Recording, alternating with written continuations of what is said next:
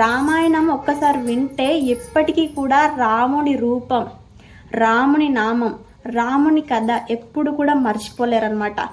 ఈ వీడియోతో నాకు ఎప్పుడు కూడా మాట్లాడడం రాదు అనే వాళ్ళకి ఖచ్చితంగా ఈ వీడియోతో ఎలా మాట్లాడాలి అని చెప్పేసి క్లారిటీ వస్తుందన్నమాట. దశరథ మహారాజు ఆ అయోధ్యలో ఉన్న ప్రజలందరూ కూడా రాముడి గురించి ఏ విధంగా ఆలోచిస్తుర్రు అని చెప్పేసి తను ఆలోచించుకుంటూ ఉన్నాడనమాట. ఆ ఆలోచనలే వాల్మీకి మహర్షి మనకి రాముని గుణముల గురించి ఏ విధంగా ఆయన ఏ విధంగా ప్రవర్తిస్తాడు తోటి వాళ్ళతోటి అని చెప్పేసి మనకు క్లారిటీగా తెలుస్తుంది అనమాట. మనము ఎగ్జామ్ రాయాలంటే మన టార్గెట్ 100 ఉండాలన్నమాట. 100 ఉంటేనే 100 కాకపోయినా పాస్ మార్కులతో అయినా మనం పాస్ కాగలుగుతాం. అంటే ఇప్పుడు రాముడిలో ఉన్న 100% ఉన్న గుణాలలో ఒక్క గుణాన్ని మనం ఆచరించిన, ఒక్క గుణాన్ని మనం స్వీకరించిన, ఆ గుణంతో మనం బాగుపడిపోతాం అనమాట. మన జీవితమే మారిపోతుంది అనమాట. అయితే ఆ గుణములు ఏంటివి, ఆయన ఎదుటి వాళ్ళతో ఏ విధంగా ప్రవర్తించాడు ఇప్పుడు మనం తెలుసుకుందాం.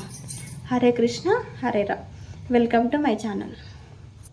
రాముడి మొదటి గుణం ఏంటిది అంటే ప్రశాంతాత్మ. ఆయన ఎప్పుడు కూడా ప్రశాంతంగా ఉంటాడనమాట.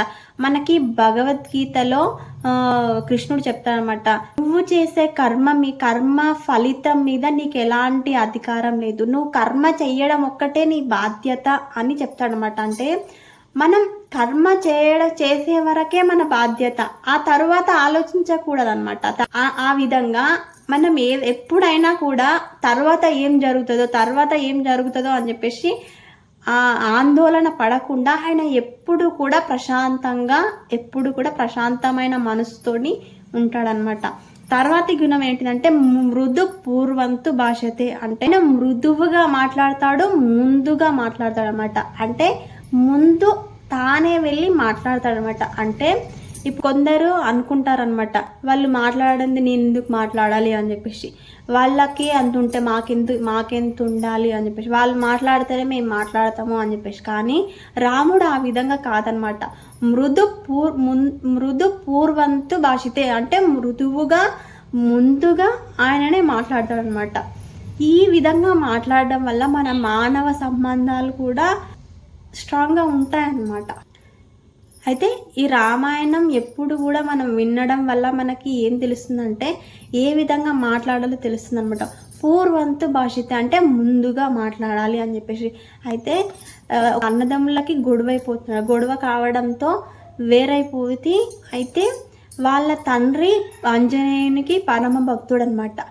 ఆయన బ్రతికి ఉన్నన్ని రోజులు కూడా రామాయణం పారాయణం చేస్తూ ఉండగా మధ్యలోనే ఆయన చనిపోతాడనమాట. ఆయన కొడుకు దాన్ని మొత్తం కూడా పూర్తి చేయాలి.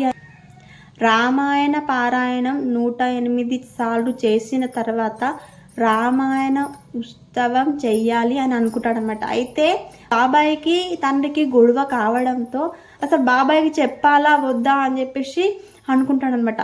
రామాయణం విన్న తర్వాత రాముడు పూర్వంతు భాషతే అన్నప్పుడు ఆ మాటను ఒక్కటి తీసుకొని తానే వెళ్ళి ముందుగా అలా బాబాయ్తో మాట్లాడతాడనమాట. అప్పుడు ఆయన ఎంతో విలవిల ఏడ్చేస్తాడనమాట. ఏడ్చేసి ఆయన కొడుకుని పట్టుకొని మాట్లాడతాడనమాట. విధంగా మాట్లాడడం వల్ల వాళ్ళ బాబాయ్ వచ్చి ఆ కార్యం మొత్తం కూడా చూసుకుంటాడనమాట. అంటే మన మానవ సంబంధాలు ఈ విధంగా పూర్వంతు భాషతే అంటే ముందుగా మాట్లాడడం వల్ల నిలబడతాయన్నమాట. తర్వాతి గుణం ఏంటిదంటే స్మిత భాషి. రాముడు మృదువుగా మాట్లాడతాడు, ముందుగా మాట్లాడతాడు. ఏ విధంగా మాట్లాడతాడు? నవ్వుతూ మాట్లాడతాడు అనమాట. నోట్లో ఉంచే మాట, నవ్వు మాట రెండు ఒకేసారి వస్తాయన్నమాట.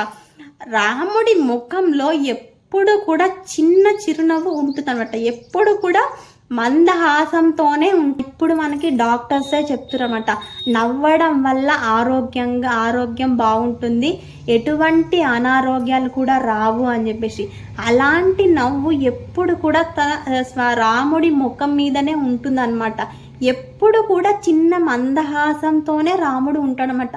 అతి గుణం ఏంటిదంటే ఎదుటి వాళ్ళలో ఏదైనా చిన్న మనకి ఉపకారం చేసినా కూడా ఎప్పుడు కూడా ఆ ఉపకారాన్ని గుర్తుపెట్టుకుంటాడు అనమాట. అపకారం చేసిందేమో అప్పుడే మర్చిపోతాడు అనమాట. ఒక చిన్నపాటి ఉపకారం చేసినా కూడా ఎప్పుడు కూడా గుర్తుపెట్టుకుంటాడు అనమాట. రాముడు ఎక్కువగా ఎవరితో మాట్లాడతాడు అంటే శీల వృద్ధులతోటి, జ్ఞాన వృద్ధులతోటి, వయో వృద్ధులతోటి ఎక్కువగా మాట్లాడతాడు అనమాట. ఎందుకు మాట్లాడతాడంటే శీల వృద్ధులతో మాట్లాడడం వల్ల, మంచి శీలం ఉన్నవాళ్ళు, సంస్కారం ఉన్నవాళ్ళు వాళ్ళతో మాట్లాడడం వల్ల వాళ్ళలో ఉన్న మంచి గుణములని నేర్చుకోవడానికి అనమాట.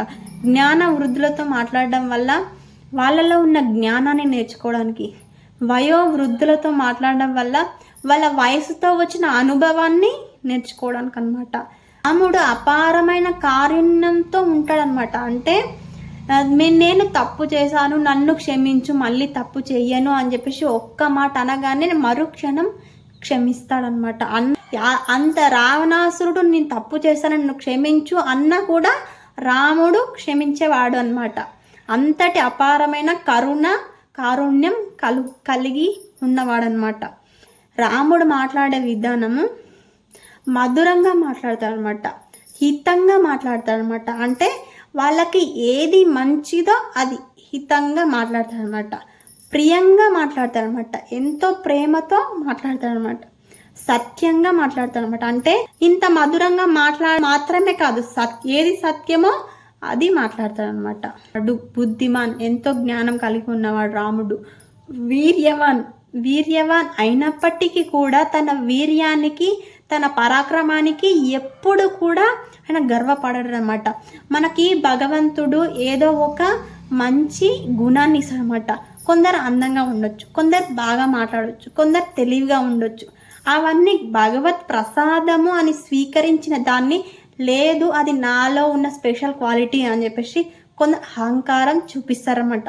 రాముడు తన పరాక్రమానికి ఎప్పుడు కూడా అహంకారం చూపించడనమాట. తనను ఎప్పుడు కూడా గర్వపడడనమాట. ఎప్పుడు కూడా రాముడు అసత్యం పలకడు, ఎప్పుడు కూడా సత్యమే పలుకుతాడనమాట. అంటే విద్వాన్ అంటే అన్ని విద్యల్లో కూడా ఆరితేరిన వాడు అనమాట. అన్ని సకల విద్యలు కూడా రామునికి వచ్చనమాట. శీలవంతులు, జ్ఞానవంతులు, వయసులో పెద్దవాళ్ళు వాళ్ళు ఎదురుపడినప్పుడు కూడా, వాళ్ళు సభలో వచ్చినప్పుడు కూడా ఎంతో వినయంతో వాళ్ళ ముందు లేచి నమస్కారం చేసి వాళ్ళతో ప్రవర్తించేవాడు అనమాట. ఎంతో వినయంగా ప్రవర్తించేవాడు అనమాట. ప్రజలతో ప్రేమగా మాట్లాడతాడు, వాళ్ళని ఆనందింపజేస్తాడు. అదేవిధంగా ప్రజలు కూడా ఈయనతో అంతే ప్రేమగా ఉంటారనమాట. రాముడు ఎంతో దయతో ఉంటాడనమాట. దయ అంటే ఎదుటి వాళ్ళ బాధని చూసి తట్టుకోలేని స్థితిని దయ అంటారనమాట.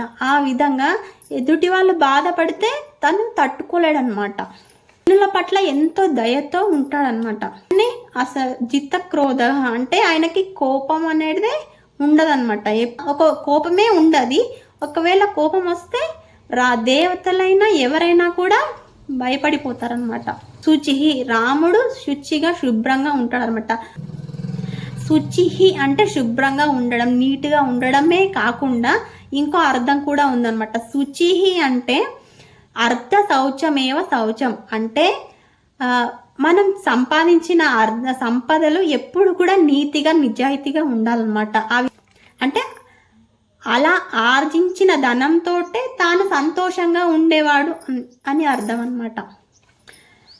అసూయ లేనివాడు అనమాట. అంటే కొందరి దగ్గర సంపదలు కానీ, కొందరి దగ్గర బాగా ఉండడం, కొందరి దగ్గర మంచి బట్టలు అవన్నీ ఉండడం చూసి మనం కొంచెం అసూయ పడతాం. కానీ రాముడు వాళ్ళ సంపదను, వాళ్ళ కీర్తిని, వాళ్ళ ప్రతిష్టని చూసి ఆ కీర్తి కూడా తనకు వచ్చినట్టుగా భావించి వాళ్ళ సంపదలు తనవి అని భావించి ఎంతో సంతోషంగా ఉంటాడనమాట. ఎదుటి వాళ్ళ ఆనందాన్ని కూడా తన ఆనందము అనుకొని ఉంటాడనమాట. అంటే అసూయ అసలు ఉండదన్నమాట రామునికి. రాముడికి విధింపబడిన పనులన్నీ కూడా సక్రమంగా చేసేవాడు అనమాట. అన్నీ కూడా ఏది ఎట్లా చేయాలో, ఎప్పుడు ఏ విధంగా ఉండాలో, ఎక్కడ ఏం మాట్లాడాలో కూడా అన్నీ తెలిసి ఉన్నవాడు అనమాట. ఆయనకి ఎటువంటి రోగాలు కూడా లేవన్నమాట. ఎంతో పుష్టిగా ఆరోగ్యంగా ఉన్నాడనమాట రాముడు. దేశ కాలాభివృద్ధి అంటే ఎప్పుడు ఎక్కడ ఎలా మాట్లాడాలో రాముడికి తెలుసు అన్నమాట. రాముడు ఎదుటి వాళ్ళు ఎలా మాట్లాడుతుర్రు అని చెప్పేసి వాళ్ళు ఎలాంటి వాళ్ళ చూడగానే ఒక్కసారి మాట్లాడగానే చెప్పేసేవాడు అనమాట. ఒక్కసారి హనుమంతుడు మాట్లాడంగానే హనుమంతుడు ఎట్లాంటి వాడు అని చెప్పేసి ఒక్క మాటతోనే చెప్పాడు చూసారా, ఆ విధంగా అనమాట. మనుషులను చూడగానే వాళ్ళు ఎలాంటి స్వభావం కలిగి ఉంటారు అని చెప్పేసి వాళ్ళని చూడగానే చెప్పేశాడు అనమాట. ఎప్పుడు కూడా సాధు స్వభావం కలిగి ఉంటాడనమాట.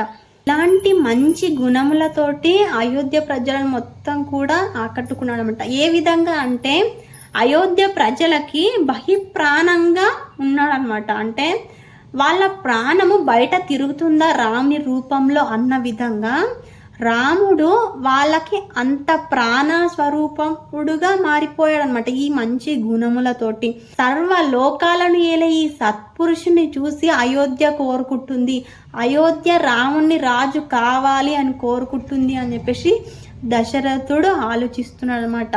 తర్వాత ఏం జరిగింది అని చెప్పేసి మనం తర్వాత వీడియోలో మాట్లాడుకుందాం. హరే కృష్ణ, హరే రామ్, జై శ్రీరామ్.